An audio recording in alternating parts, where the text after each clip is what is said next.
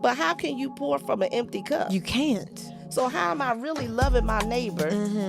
I immediately broke down in tears. Like, Wow. girl, is it worth your health? Do you know how dangerous that was? Do you see other red flags maybe that you would like to even share to women? I used to tell my kids, you teach people how to treat you.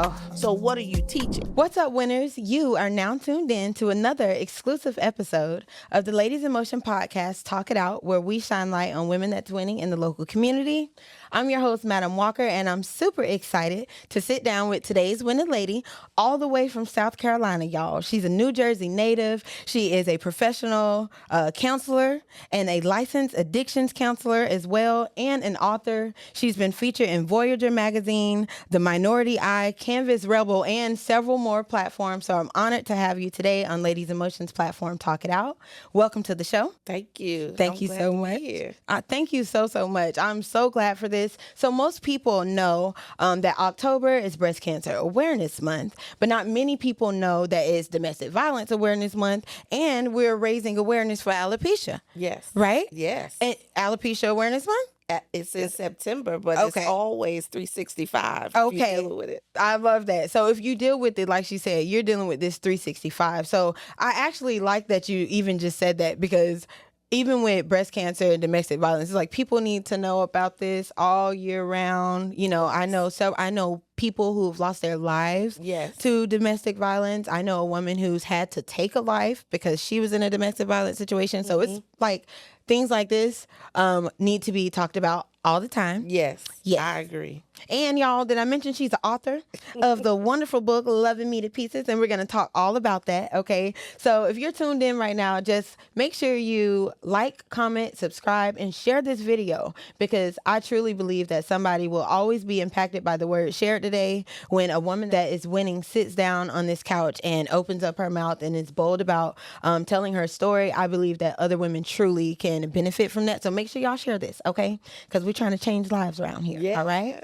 Yes. So you have anybody you want to shout out, you know, before we get going? I'm the shout out queen, so I always give people, for real, the opportunity to just shout someone out. You know, we can never show too much love on this platform. So anybody before we get started? Well, first and foremost, I want to shout out Millicent. My girl. I would not be here if it was not for her. So I love you.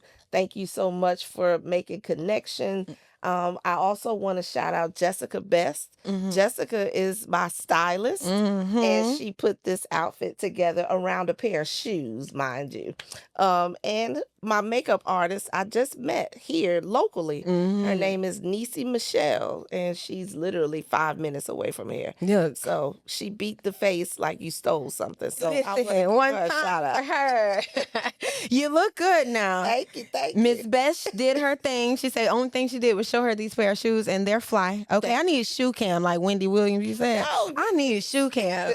But yeah, fly. Okay, and yes, you put that on. You look beautiful. Okay, so I'm super excited again to just uncover your story and allow other women to hear it, and hopefully them be inspired to unmute themselves, you know?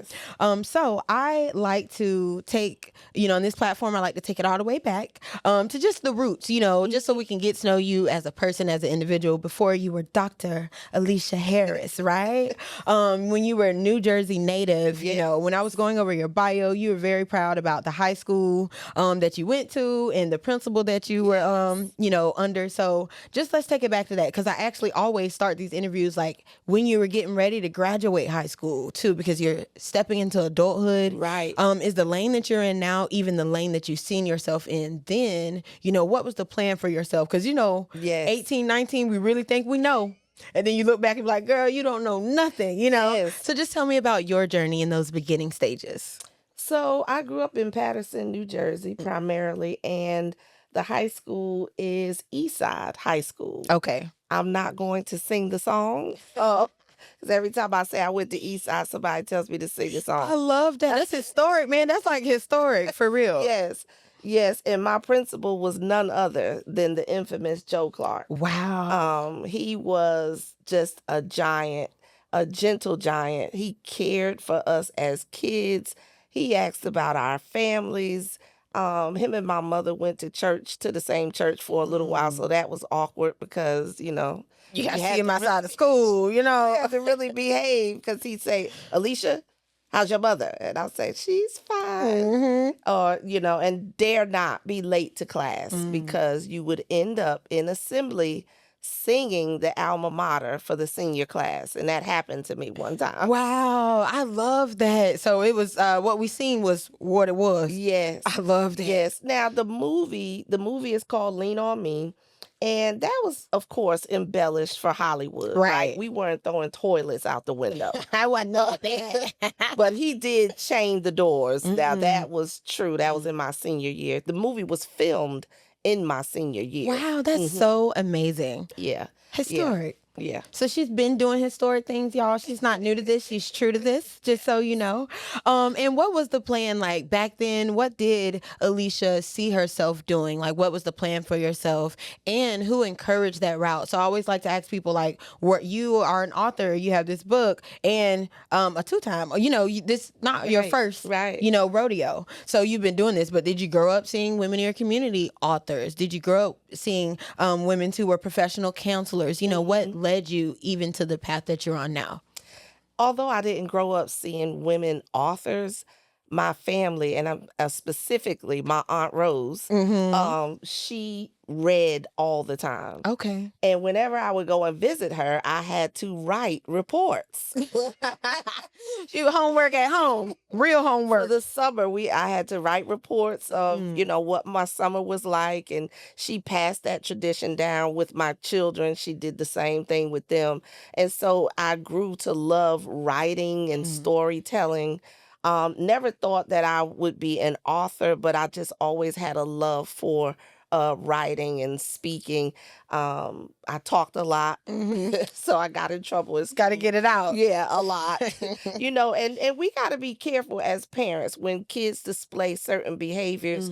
If we're not careful, we will squash that part of their personality, which is really who they are. So now all the talking I did, it's like, oh, no wonder I talk so much, because I talk so much now. I love it. I never meet a stranger. So as far as counseling, never knew it existed. You're in the Black community. Right. We didn't talk about counseling. If you had a mental health issue, you were labeled crazy. Right. There's something wrong with her. Or you avoided counseling because you said, I'm not crazy. So it wasn't until I became an adult and went through some life situations that I became more intrigued with therapy. Okay. And how can it be used to assist people to become the best version of themselves. And a counselor told me before, she said, I encourage therapy. You don't always have to wait till you go through something like she did or like you did, to be introduced to it. She thinks therapy is healthy and should just be utilized on a regular. You know what I mean? Just like you go to have your annual checkup, right? We'll go and have a physical checkup. We'll go to the dentist.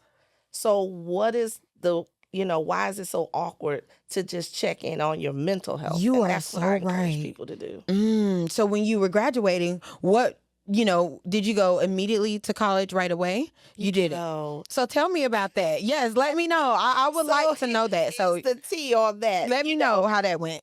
As a younger child, I wanted to be a doctor. Okay. Specifically a surgeon. Wow. So my mother had me going to school on Saturdays where I wanted to be outside playing with my friends. I was a gifted and talented everything. And after a while, life just started lifing. The pull of the world it got a hold of me, and I went in a totally different direction, thinking I knew everything. Like you said, we do. I'm grown, so I was trying to do grown people things. And some of that did not afford me, a lot of peace and joy. Right. But it wasn't until now, a mother of 3, my youngest daughter was in college.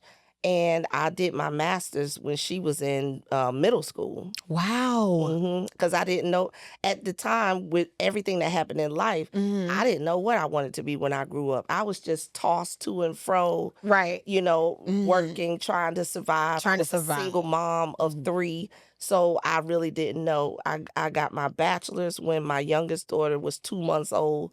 I started going to school. And then I had to stop to care for my mom, with her illness. And it wasn't until my daughter was in middle school that I really heard the Lord say, okay, now you're going to go back for your master's. And I thought, oh, a master's in business, that's easy. He was like, no. It's not going to be that. No. Wow. This is not that. And my kids would always laugh and say, well, Mom, why does everybody tell you all their business? And I said, I don't know. I guess I just look trustworthy. And that's when the Lord began to unveil. And I love the way God does things because he's so strategic. So like strategic. If he had told me back at Eastside High School, you're going to be a therapist, I'd have been like, God, that is right. No, it's nobody in that. Or people are crazy or whatever. But I was at a large insurance company working, and my goal was to become a VP and within the company, all these plans, but God had other plans. And every time I tried to advance or advanced and met different people and started talking to them, and the first thing I remember saying is, these people need therapy. And they was in the midst of a therapist way before. Right. And so when I got the release to go back to get my master's, it was in counseling. Wow. It was in counseling. And a lot, with all therapists or addictions counselors, there's always a personal story behind it. Right. Like, why did you pursue that particular lane? There's always something personal behind it. And so, when I think about just that brief season of my life when I experienced domestic violence, for me, I wanted to know after getting out of that, after the healing process, I wanted to understand, why would someone think that that's okay to harm another individual? And all of that just kind of led me down that pathway of counseling. Okay. So I want to talk about motherhood, if you don't mind. Okay. We talked about the tattoo you've been mentioning, a mother of 3. I just want to talk about, when you first, though, entered into motherhood, what was that like, being a first time mom, and when did you pursue your bachelor's? Like, was it after you had your child? And I just want to know, because you said you didn't have school on the mind because life was life, and you got to survive, right? Yeah. But I want to know, what was that moment in you that said, okay, I do need to pursue my education? Was it being a mother? Just let me know how you got there to that first moment. So before I tell you that, I got to give a shout out to my oldest daughter, V. Shout out to V. V Moolah. She's out there on social media. We always say we grew up together, eating Cheerios, because I was 16. Okay. When I had her. I don't want to cut you off. And it's something about that firstborn, like when my oldest brother, when his birthday come around, and my mom was 16 when she had him, I always, call him, but I always like, Mom, how you feeling? Yeah. You're a firstborn. And I'll tell my brother, thank you, bro. You started this. I believe my mom was one of those people who's meant to be a mom too. So it's thank you, because you made mom a mom, and she's a great mom. So it's something about that firstborn. Yeah. So I love to hear you say that, and to say that you find out you were 16. Yes. So again, tell me, what was that like when your first step into motherhood? I would love to know what that was like, and when you decided, okay, let me further my education and yada yada yada, because that didn't stop you. Obviously, you're a doctor. It was horrifying. I can only imagine. I mean, here you are. I'm a 16-year-old young lady. I had no clue what I was doing, how I even got there. And I'll give you a good description. You remember Spike Lee when he did his movies, especially with Denzel. There would be this scene where everybody else is moving, and Denzel just looks like he's standing still because he's bewildered. That was me. Oh, that's a great description. I didn't, Just so I apologized to my oldest daughter V several times. Like, you were the prototype. I had no clue what I was doing. And I'm so sorry, but I didn't get everything right. yes, and parenthood does not come with the book. My mom used to say that No. all the time. And they don't prepare you. And I'll take it a step further. When you're young like that, especially when I had my daughter back in the 80s, physicians felt like, yeah, you should experience some pain and some real discomfort because maybe you'll think twice about doing this again. So a lot of what I should have had in terms of motherhood and medical care and support, I did not have. That's because insane. my OBGYN, older Black man, felt like if you feel this pain, if you don't enjoy this experience, that will keep you from being back here again, huh? Exactly. And that's foolish. Yeah. Oh my. So I was in labor 22 hours with I didn't even know you could have an epidural. At 16 years old. I cannot imagine that. Yeah. So you are into motherhood at a young age, and then how much time goes by, if you don't mind me asking, before you have your second child, I'm just curious to know. And when did you pursue your education in the midst of this? Just because I watched my mom go back to school when I was a senior in high school. She pursued her bachelor's degree, and I remember, tis Mercedes. I remember when she told me this, I was like, Mom, why you going back to school? Right. Like, you grown, you work a good job, you already in the medical field, you like it, and we grown. Right. We are dang near out the house. So, like, why you going back to school? And she had a reason. So when I finally seen her walk across the stage, it's like, I feel that. And now me, I'm in my 30s now I'm encouraged to go back to school. Right. So everybody's journey is different. So I'm just curious to know, like, when did you decide to pursue your education, and what was it? And what did you go for your bachelor's? Like, what was it? So now I shout out to my son, Willie. Okay, one time for Willie. He's the second child. 3 years apart from my oldest daughter. My youngest daughter, Vanessa. Okay, I have to one say time hi. for Vanessa. Hey, girl. She's the third child. And I had her October 30th, which her birthday is coming up. So happy birthday. Happy early birthday, girl. Once I had her in October, and all the while I was like, I have got to go back to school. I come from, my aunts were very educated. Okay. My aunt is a alum of Tuskegee. So yes, education was always around me. And I was like, I've got to get this done. And I wanted my kids to see me win. That was important to me. And so I had her in October. December, I started my bachelor's. Wow. She was 2 months old. Vanessa was 2 months old. I started my bachelor's. So I have my bachelor's in business administration only because I had no clue what I wanted to go for. So it was like, okay, go for business. Right. You can always use that. Finished that in 3.5 years, all while, raising my children. Wow. And then became a single parent.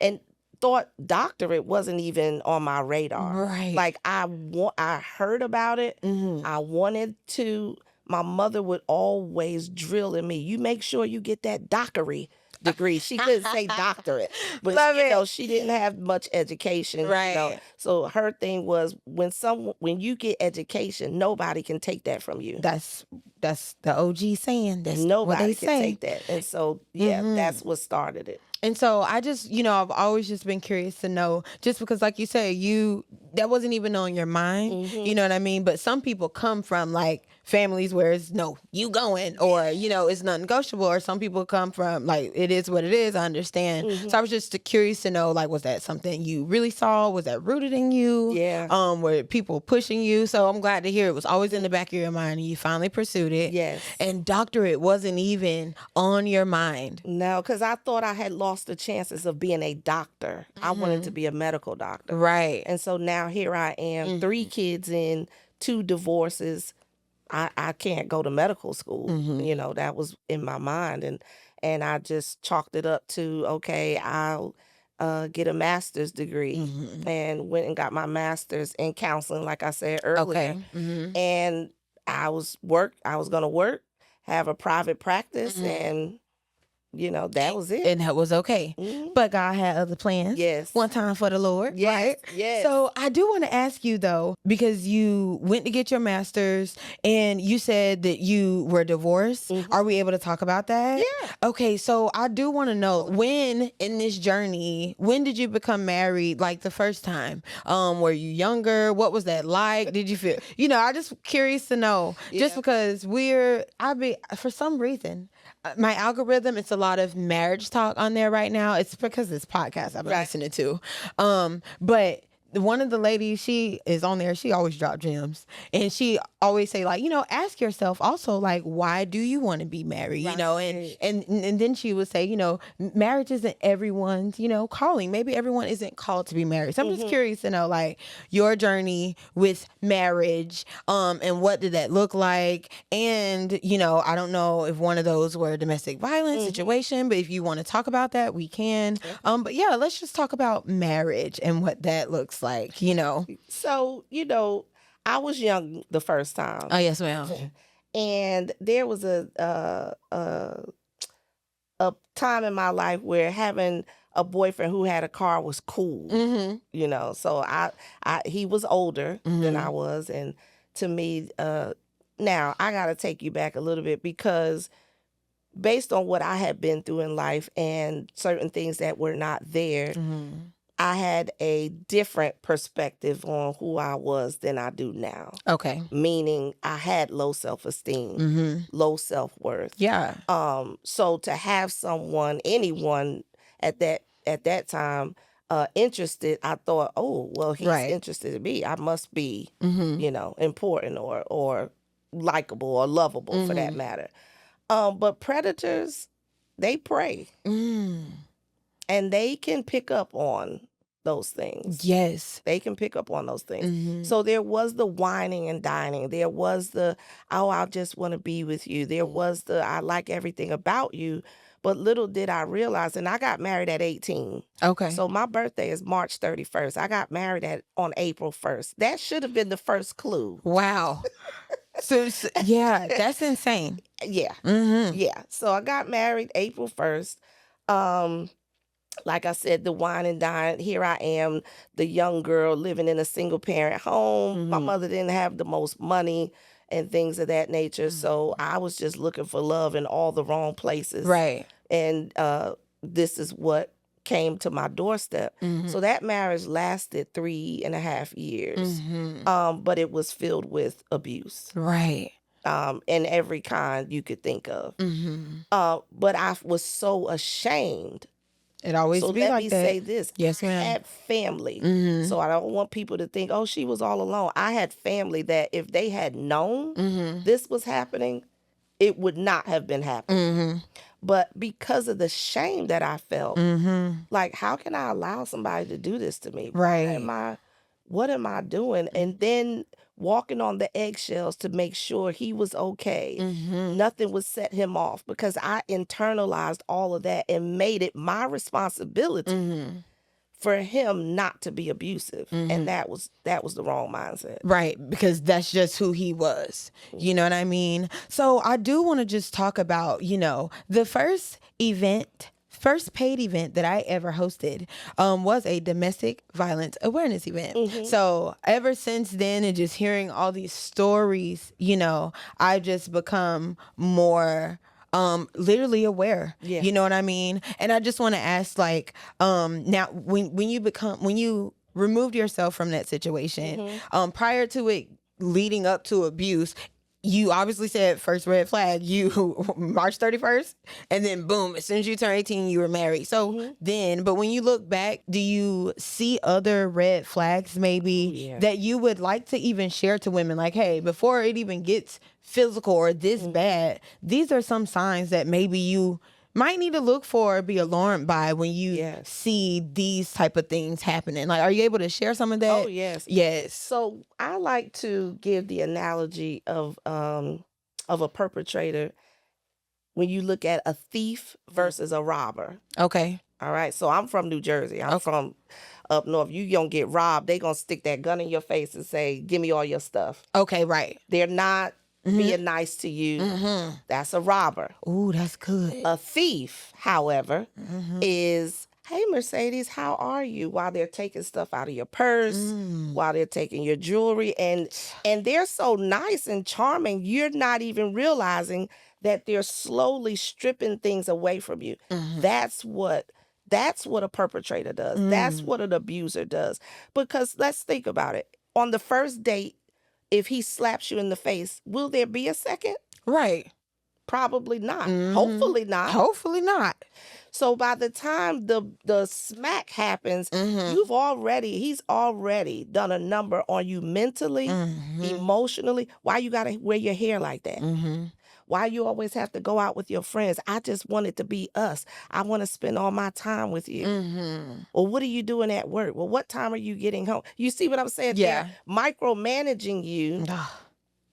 And then they're slowly isolating you. If you and I were friends, I don't want Mercedes coming over here anymore because she be looking at me funny. And now here I am. Oh, you looking at my husband? Right. So you're so conditioned mentally and emotionally. Is a good word. And you're so beaten down that by the time he hits you, you're just you're like, now what? So a word that you said that just stands out to me is conditioned. So me, I coached cheerleading in my past former life. And, to get us ready for the season, we have conditioning, right? This is us just working out, getting us ready for the season. And then like you said, this person is conditioning your mind, already training you. So by the time the smack happens, I get why when you put it like that, why women don't leave. They've been low-key conditioned for this. He's already been dropping, well, they've been, because it's not just women that go through it, but they've been already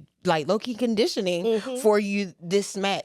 And then, by the time it's, forgiveness, you are conditioned to forgive quickly, even though they just did something so horrible. Because they appear remorseful. Right. So I would get oh my God, I'm so sorry, I'll never do it again. I would get taken to work in limousines because at one point he was a limousine driver. I would get the bouquet of roses, diamonds, and things to the point where other women were like, "Oh my God, I wish I had a husband like that." And I'm in my head saying, "Girl, no, you don't. No, you don't. This is Dr. Jekyll you see. I see Mr. Hyde at home." Yeah. And I love that so much because, as we uncover this session, we're going to talk about just hiding. You know what I mean? And that is, before we get to the point, like even with your alopecia story where you got to the point where you were no longer hiding, it's like you've been conditioned to like hide though from like little moments in your journey, you know what I mean? So fabulous story. I can't wait to hear about the healing. So you stay in that marriage, you're a young lady. Tell me about, the healing, or if you even healed between like that marriage and going to your next marriage, because some people don't, and some people get right into it.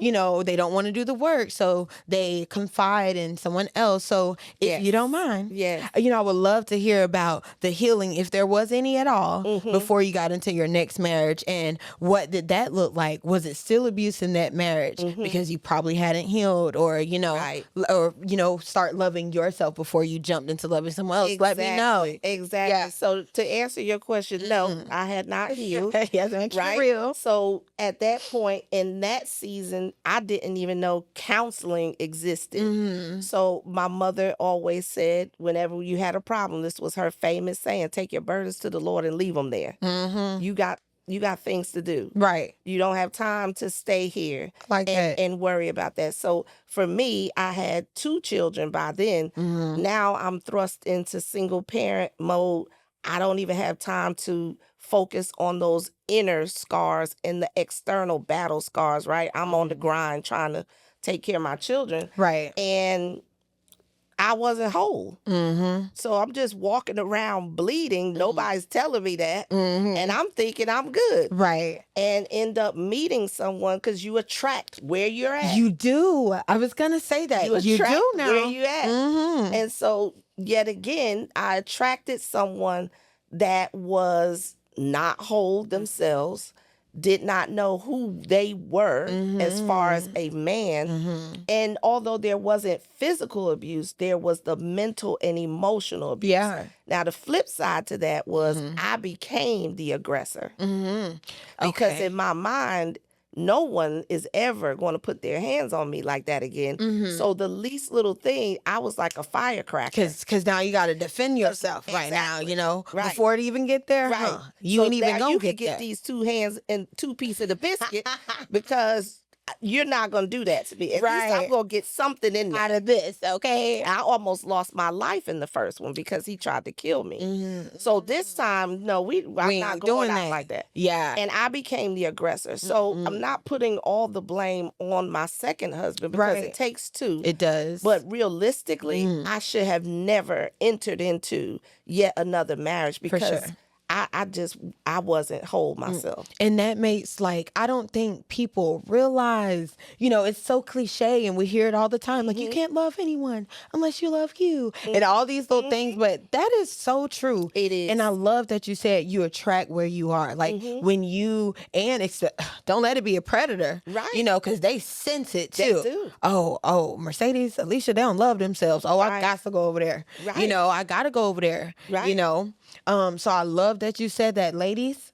Before you can get to loving anybody else, you got to love you to pieces, baby. Please. Okay, every Yes. single piece, the good, the bad, the everything. Yes. Learn how to look at it in the mirror, face it, and embrace it. Yes. And walk boldly in it, right? Yes. So I love to hear you just say that, you know. you. So you go through that marriage. How long did that one last? Like, did it last a long time? I don't know. You know, I got this track record and I need to break this because that was 3 years. 3 years too. And I'm like, now, Lord, this next one need to be for eternity. So that means the third time is going to be the charm and it's going to be for eternity. Yes. 33.3 million years. Yes. There we go. Like the mafia, you're going to have to die to get out of this one. Okay. And I don't mean by me taking you out. Just, you know, I want to grow old and we're on the porch with the rocking chair, and the grandkids and all the things. So, yeah, that kind of plagued me too for a while. Like, what's wrong with you? Why you can't last past 3 years? What's going on here? But it wasn't anything. I had to understand it wasn't necessarily anything wrong with me. Right. But my choices, they were not the best choices. Right. Because I chose from a place I was of just going to say brokenness. that. Exactly. So have you forgiven yourself for that? Would you say that? Yes, definitely. Good. That's a blessing. Well, congrats on that. Thank you. So we are going to talk about, you know, loving me to pieces, but I do want to just talk about your journey as a counselor. You know, it's low-key always been in you. God has a sense of humor. Yes, he does. So funny. Yes, he does. You know, he really does. And leave the nuggets all along the way. Right. You know, just even with us talking a lot. Right. And look what we do, you know. And then you said you always wanted to be a doctor, but you were thinking surgical. But look at you, you're a doctor, but on a whole nother level, you know. And then you talked about us talking a lot and people giving you their problems, right? People always want to vent to you. Yes. So let's talk about, you know, your journey when you decided to get your master's as a counselor and just what that looked like. And, you know, you said you were okay with that, you know, stopping at the master's and just maybe having your own practice. When and what push you to even go to the doctorate, aside from your mom, you know, her voice in the back of your head telling you get your doctoral, whatever she was saying, you know, Dockery, huh? get that dockery, get that dockery. So, you know what, I just would love to know, what was it that even pushed you to do it? Was it an opportunity that came? Did it just make sense? And then from there, just tell me, how is that going for you being in this space as this therapist? What does being a licensed addictions counselor look like? You know, how did you say that, you know what, this is my lane and I am passionate and this is my purpose? You know, not only am I passionate about this, but this is my purpose. Tell me about that part before we get on to the book. Okay. So getting my master's in counseling, I remember going to the school like, oh God, I'm going to have to do a bachelor's. You know, I thought I had to do a bachelor's in psychology and then come forward. Right. And I remember going to speak to someone at the school and they were like, no, honey, you already have a bachelor's. You just go on to the master's program. And I was like, oh, this is awesome. Okay, Lord, thank you. You know? Making it easy. Exactly. Made it easy, enrolled. And in every single class, at the top of the class, everyone would go around the room, introduce themselves and say, Why are you here? What made you interested in counseling? What do you want to do with your degree? And what would be next steps? So I started listening to people, and I was like, oh, they sound good. That sounds good. And professors, some of them would say, have you ever thought about a PhD? For me, no. And Why? I'll tell you why. Okay. Because when I thought about that dissertation, I thought there's no way. Because I've heard so many horror stories. Okay. You know, a dissertation is like writing a book. It's about 200 pages. I was like, I'm not doing that. Yeah, so just nervous. Let me just, and I got intimidated, right? And we do that. We do. We hear information and we allow either people's opinions, suggestions, or what we see with our physical eye to intimidate us away from what we're called to, what our assignment is. Amen, girl. And I did that, avoided it. And then I started, I was working, and a coworker, she was getting her PhD at the time, and she told me about the school, and I was like, oh, that don't sound hard at all. Now I'm 4 years after master's. And my daughter said, Mom, could you just wait till I finish school? My youngest, Vanessa, she was in college. No, she was in high school. Can you wait till I finish school before you get your doctorate? She had a friend whose mother was getting hers, and she just remembered that the lack of quality time that was able to be spent. That's nice. And she's like, Mama, can you just wait? So I did. That's what's up. Yeah, but then when the opportunity came, it's amazing how when you connect your yes to God's plan for your life, what once intimidated you, you're like, oh, I mean, you I inspired by it. Yeah. It's like, oh, that's all we got to do. Okay, I can do that. So I started the doc program in 2019. For me, it was a marathon, not a sprint. Like I wasn't trying to kill myself and get my doctorate in 3 years. Right. But kudos to everybody who does. So I'm not knocking you. It's just for me. And you got to know what's for you. You do now. And so I had a 5-year plan. And within that 5 years, I wanted to be Dr. Alicia Harris. So when I think about, then I thought about what God promised, right? And so, although I wasn't a medical surgeon, God still gave me the ability to be a doctor. So I'm not cutting you, but I can cut into your mindsets. I can cut into your behaviors, and we can bring healing there. Yes. So I am a doctor. I'm just a different type of doctor. Just a different type of doctor.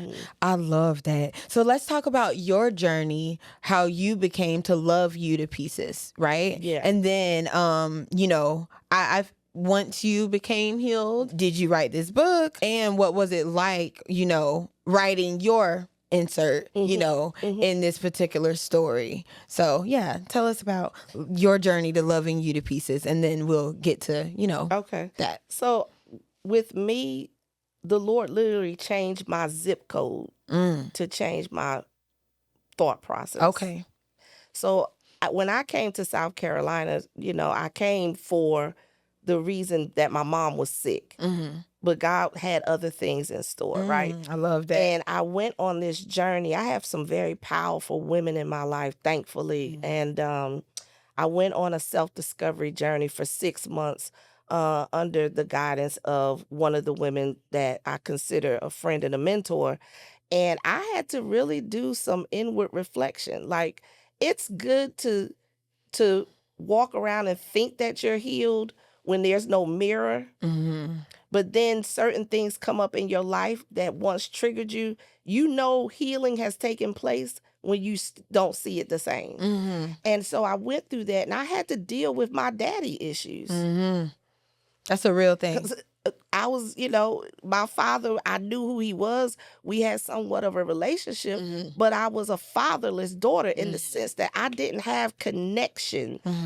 There's a place that a father holds in a daughter's life where he speaks into her life. That's who you look at to mirror how you're going to have relationships with men, right? So I had to deal with that. And I had to deal with the void in my life. I had to deal with the low self-esteem and low self-worth that I had, that I allowed individuals to treat me a certain way. And I used to tell my kids, you teach people how to treat you. So what are you teaching? So when I started to do that, not blaming anybody else, but doing the inward work, there you go. That's when healing started to take place. That's when joy started to come back. With my life with Christ and really getting into the word and seeing what God said about me versus what everybody else, including myself. Even yourself, yeah. Because God doesn't make mistakes. He makes beauty. You are a masterpiece. Now, what you choose to do with it, that's on you. Because we give us free will, So it was after all of that, doing that healing, learning that I am worthy. And I talk about that in the book. I even, ended up writing a poem about being worthy. Then I could start loving myself. And I've always read the scripture that says to love your neighbor as yourself. And I skipped over the yourself part and focused on loving my neighbor. Right. But how can you pour from an empty cup? You can't. So how am I really loving my neighbor and I don't love myself? Like, make that make sense. It doesn't make sense. And that's where loving me to pieces comes out of that. We can't give what we don't have. Yeah. If you don't love yourself, you cannot make me believe that you love your neighbor, your children, whomever. But society tries to make us think as women that loving ourselves is conceited, is arrogant, is selfish, and it is not. And it is I'm not not talking about arrogance. I'm not talking about haughtiness. I'm talking about when you look in that mirror and you say, girl, you looking good today. I love that makeup. I love that lipstick. Seriously. Or, that outfit looks, if we can't say that to ourselves, no wonder you have women that are hard pressed to give another woman a compliment. Exactly. It's so funny because I used to date a guy, right? And he'd be like, man, you cocky. You this, you that. And I used to be like, I promise you, I'm actually very humble. Right. I say, but if you've overcome the things that I've overcome, you'll walk bold like I walk. Right. Nobody can't tell me nothing. And I don't even got to be the most beautiful person when I look in the mirror. Right. I'm beautiful because I know what I've overcome. Yes. I've had to transform my mind, getting my word to be this woman who you calling cocky. Right. You know what I mean? Right. So don't ever judge a book by its cover. Exactly. And since I've been a young lady, I've been very intentional about not being a woman that judges books by their cover. Yes. You know what I mean? Yes, exactly. Seriously. So I do want to talk about, just alopecia. I want to touch on that because I know a few women, it's coming out a little bit more. Certain people got alopecia. I was telling someone that I was getting ready with this interview for you. They was asking me about the book and I was just saying, she's the author of this book. She's a doctor. I was just going through all the accolades. And then I said, and, she has alopecia and she's been, spreading awareness with that. And I said, do you know anything about alopecia? And what the answer was? What? They said that's what got Chris Rock slapped. My goodness. People so crazy, ain't I said people is nuts. But for the people who don't know, tell us please about alopecia. And I just think it's important because women, we are so physical. Like we're just so, it matters to us. And we're judged by that. And we are judged by it, So I think that's a perfect moment to just bring up that because we just spoke about that, just your journey with alopecia. What is alopecia first? And then your journey because you were diagnosed in 2008 and it was 7 years ago when you even just started uncovering yourself and walking boldly and like, hey, you know what, this is who I am. Yes. So I would love to hear about your journey because I know somebody will be encouraged by this, whether or not they have alopecia or not. Right. Ladies, you tuned into this, it's time to take off the mask. Yes. It's time to reveal who you really are. Yes. Because we talked about people meet you where you are. Yes. So if you're out here portraying that you're this and you're that, you're gonna bring people that is attracted to this or that and not the authentic you. Exactly. You get what I'm saying? And what happens when they find out you're a counterfeit? And then now you mad they cutting you off and calling you fake and this and that. But this is what you portrayed. Right. You didn't walk boldly in who you were. You know what I mean? So now I'm second guessing you when I'm seeing you, the real you. I'm side-eyeing you, I love that. And I think people need to hear this, to take off the mask and just walk boldly in who you are.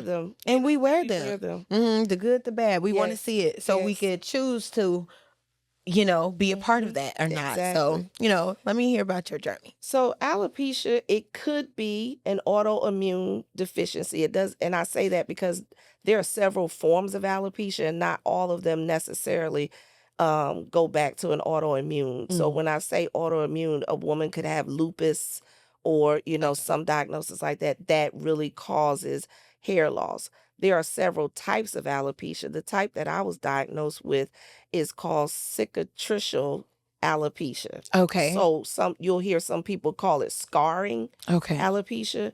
And in 2008, I went to the doctor, medical appointment, had nothing to do with my hair, but I was under a tremendous amount of stress. And the doctor walked in and he was like, "How long have you had that bald spot?" And I'm like, what bald spot? What are you didn't even know? I didn't know. Wow. Ladies, we have to take care of ourselves. We are so busy taking care of everyone else that we tend to neglect ourselves, and self-neglect is not sexy. I'm going to just say that. It's not. It do not look good. It doesn't. We know when you ain't taking care of yourself. Yeah. And so from there, again, the self-image, self-esteem things start rumbling through my mind like, oh my God, I got to cover this up. What is this? Nobody can see this. And so I started, I went to a dermatologist. They can actually take a scalp sample and send it off so that you can get a proper diagnosis as to, is it alopecia and what type? And then the dermatologist, who was white, said, you can no longer put relaxers in your hair. And I looked at her, I said, you do realize I'm a Black woman, right? Because at the time, natural hair wasn't doing that. Yeah. And I walked out of there, again, the Spike Lee movement, like I'm walking like, what is happening? What is happening? I love that description. And I went through, so I didn't use relaxers, but I was like, what else can I do? So I resorted to weaves, sew-ins, and right before my unmuting, I love when you say that, right before unmuting myself, I had locks. But I always had my locks up. Because mine was in the top of my head. And I would have them up. My hairstylist knew that. And she would sew them together up, not the bobby pins. I see. So now I did the self-discovery. Remember, I told you I went on that journey and I'm good. And then the Lord was like, okay, now we're going to deal with that. And I'm like, no. I'm good. We don't need to touch that. Right. Leave the hair alone. Leave the crown where it's at. Leave it alone. So I had to have a sinus CAT scan. And for whatever reason this time, my stylist bobby pinned my locks. Okay. I didn't even think about it. So I get to the appointment and they said, you have to remove all metal. So I quickly take off my earrings like, okay, I'm done. Thinking that's it. They're like, Miss Harris, you have bobby pins in your hair? I said, I do. And she said, you're going to have to take those out. I said, I'll need to reschedule this appointment. Because not my hair. And she looked at me like, what? You don't understand. What you don't understand is my hair does not come down unless my stylist is sitting right here. Now, my stylist, love her. She would have went with me to my appointment had I knew. Right? Right. They did the CAT scan anyway with the bobby pins in. No. Yes. Because you stood on business. Yeah. And so when I left, I immediately broke down in tears like, wow. Girl, is it worth your health? Do you know how dangerous that was to have a CAT scan with metal in your hair? What were you thinking? And that's when I said, enough. I can't. Because you're putting yourself in that. Yeah, I was hiding. I was undercover for years. Wow. Years. I would not go swimming. I limited intimate relationships because I just did not want anybody to know. I was afraid of how I would be perceived and received because, unfortunately, when you see a bald woman, what do you think? People automatically think you're sick, have cancer, or something like that. And I've been told this from women who I know with alopecia who are bald and started, wearing their baldness boldly. And I remember her saying one time, people asking her, are you sick? I'm so sorry. And they don't know. Right. People are so foolish. And I crazy. Somebody asked me, do you have cancer? And I said, no, it's okay because I had cancer. Okay, I'm sorry you had it. Right. But I'm telling you, I don't. And as I begin to get those questions or the stares or men saying silly things like, I can't date a bald woman because I feel like I'm dating a man, stupid things like that, I was like, you know what? This is a platform that I need to stand on. And if I got to stand on anything, it's going to be this. So that's when I started.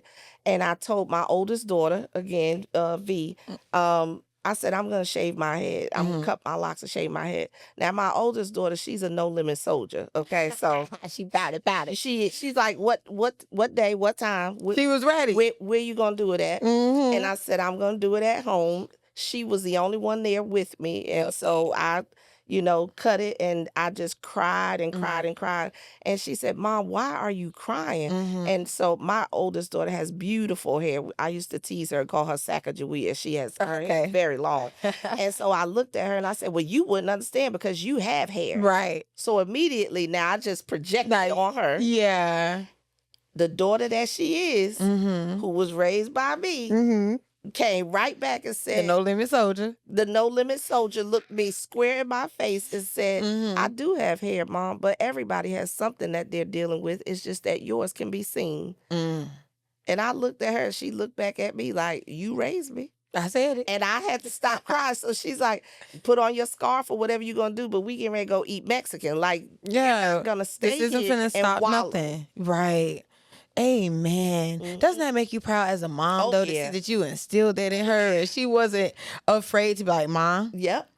All right now. Yes. Get you together. Yes. I love that. And so you've been 7 years since being bold. Yes. About it. How does that make you feel now that you're even just being bold and, did women come up to you? Because now you're being bold and they can relate. You know, that's why it's important that we share our stories, because you never know what it's doing for somebody else. You get what I'm saying? So yeah, just tell me about, the unveiling of, just being bold in the journey, of raising this awareness and just putting it out there. I do see that you were a speaker at the 3rd annual Maternal Mental Health Self-Care Summit also. So I want you to just touch briefly on that and what you're speaking. She talking. Yeah. She been talking, but y'all, she's still at it. Okay. But dropping gems, educating us, raising awareness. Just tell us about all that, please. So I do have women that come up to me now. I'll say this. Prior to all of that, I never wore hats. I never thought I looked good in hats.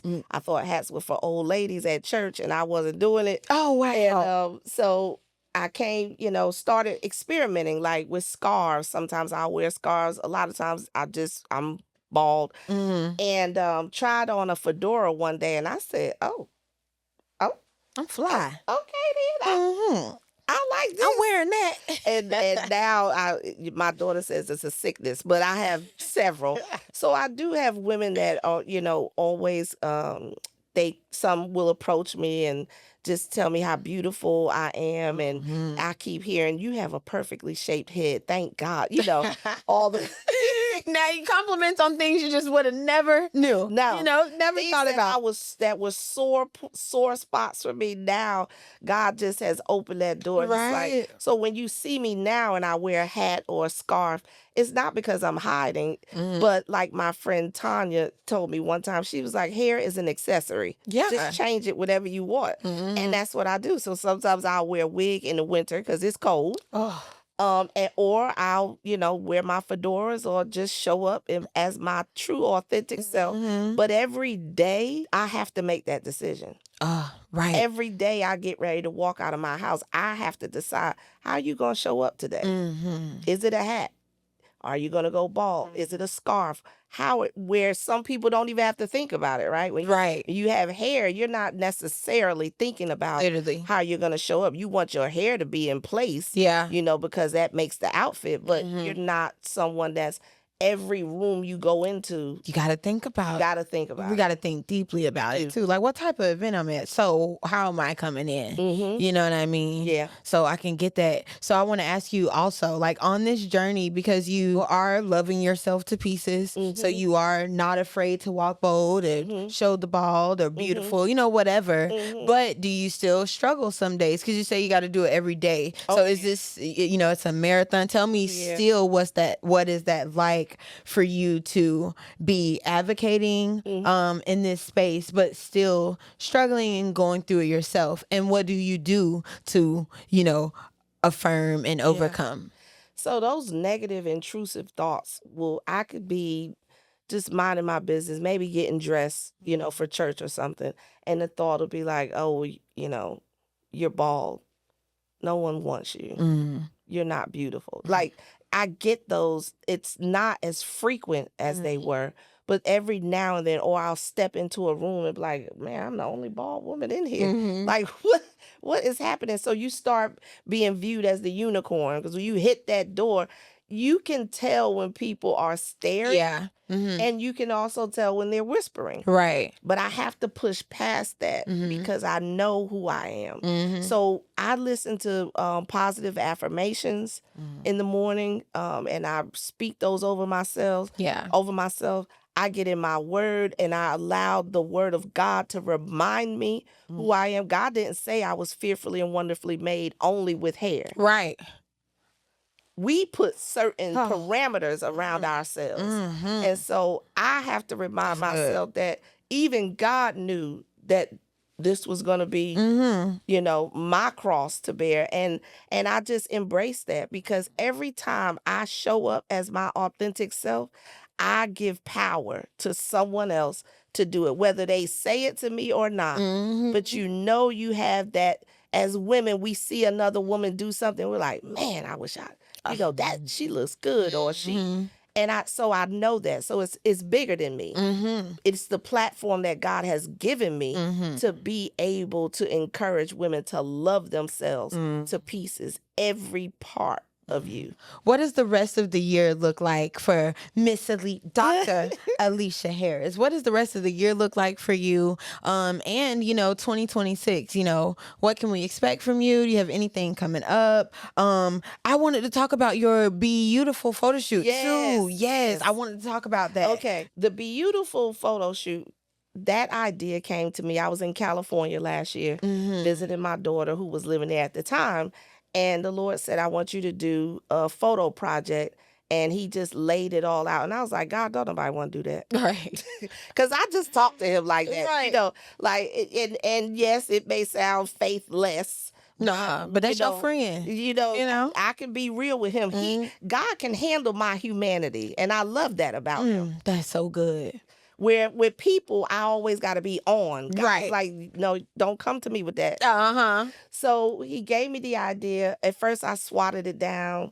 I came back to South Carolina. God was like, I want you to do this project. So I reached out. Now, here we go. I reached out to people who I thought were going to say, yeah, that don't make sense, to validate my own disbelief. Exactly. But the flip side to that was the people that I reached out to was like, oh my God, Alicia, that's amazing. And you like, oh, okay. God, dog it. And I've always wanted to do a flying dress photo shoot myself. Yeah. However, I haven't been to Greece or Dubai or any place like that. And the Lord was like, you're going to do that right here.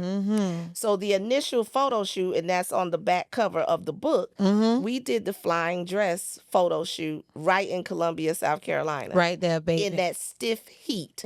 I know. My family from Carolina. And the dress did fly. So after that, I had each woman write up what they wanted to post, because I unveiled everything virtually. And I said, you ladies have the homework of writing what you want to say this project meant to you. So I'm a researcher. So, you know, we always got to get feedback. And when the ladies started writing their posts for me to share, then the Lord's like, okay, so now the next phase it's a book. So I went back to them and I said, have you ever thought about writing a book about your story? And some said, yeah, but I never knew how to go about it.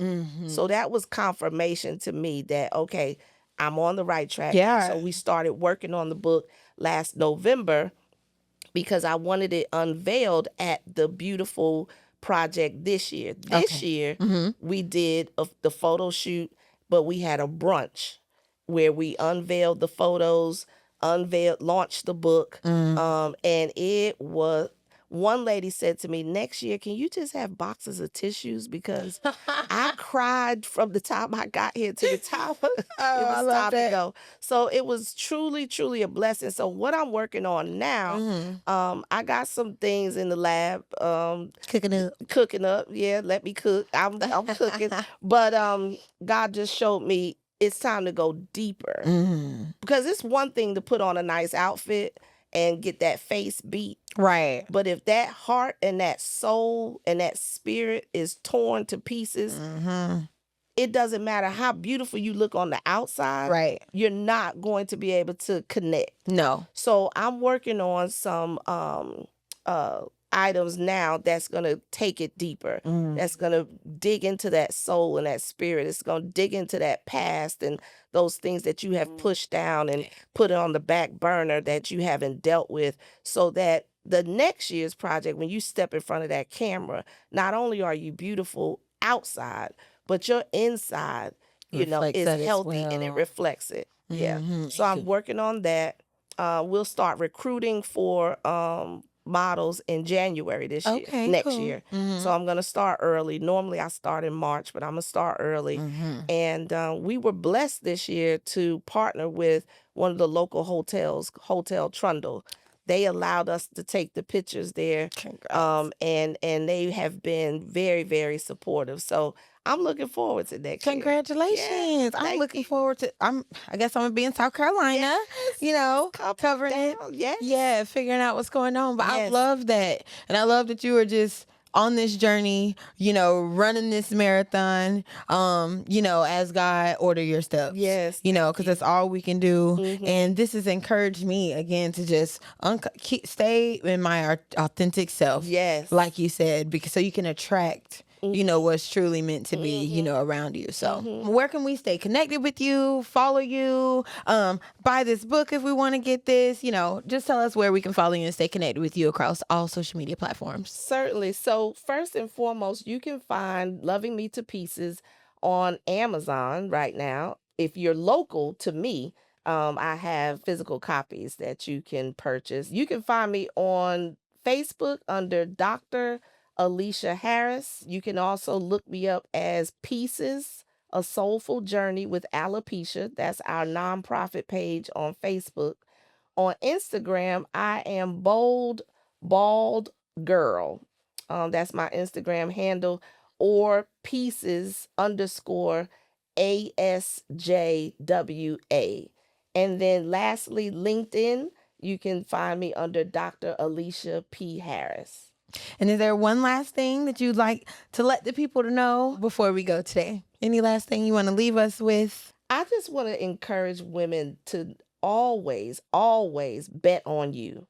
Always embrace who you are. Never allow outside forces to make you doubt that you are worthy. You have something to bring in this space, and your voice and your journey is needed. So never give up on that. That's the best way to end the show, ladies. Bet on you and unmute yourself in this season, okay? Yes. So thank you so much for this. Thank you. I appreciate this so much. I appreciate, I look forward to further connections, just being connected in the future. I'll be in Carolina, my family from there. So yes. Yeah. We got to get together. We do got to get together. Okay. So y'all just stay tuned for more great things coming from Dr. Alicia Harris. Again, thank you so much. I appreciate this conversation.